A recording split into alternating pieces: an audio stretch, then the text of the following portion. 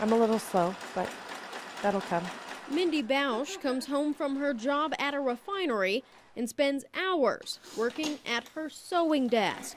Until last November, Bausch had hardly threaded a needle. Today, she makes beautifully sewn gowns. She calls them angel dresses.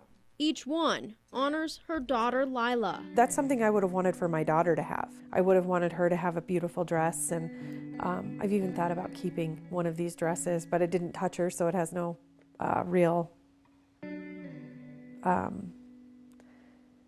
there's no connection to it. This photograph shows Bausch with her husband and 4 children. I am a mother of 5.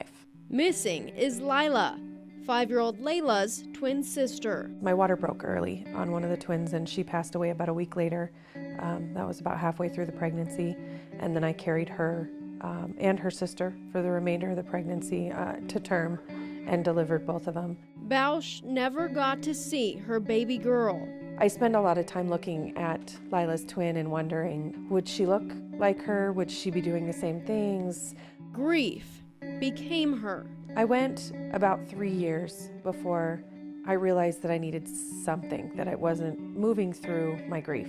My family was afraid to mention anything about babies or twins or really anything. My family was afraid of, because just about anything would set me off, and I thought, this isn't right, this isn't normal.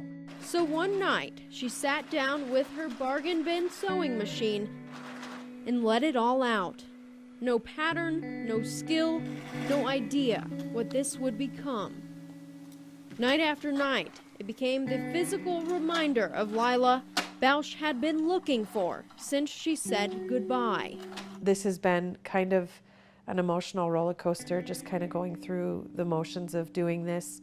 I feel connected to the dresses. I feel connected to the wraps. I've kind of poured my heart and soul into them. But now, Bausch is giving the dresses away to other families who are just beginning the journey. Thought this would be a way for me to move through my grief and help these families. And, you know, I think ultimately the big reason why I wanted to do it obviously was because I wanted my daughter to have it, but mainly because I want my daughter's name to carry on. I want people to hear her name. I want people to see that and say her name. Say it to me, say it to other people.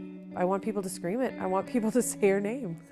Lila's name lives on with this gift in unspoken comfort to heartbroken moms and dads. And a reminder for Bausch, healing comes one stitch at a time. Initially, it's probably going to be a sad day taking stuff up, but I think it's going to turn into a great deal of relief, a huge weight off my shoulders.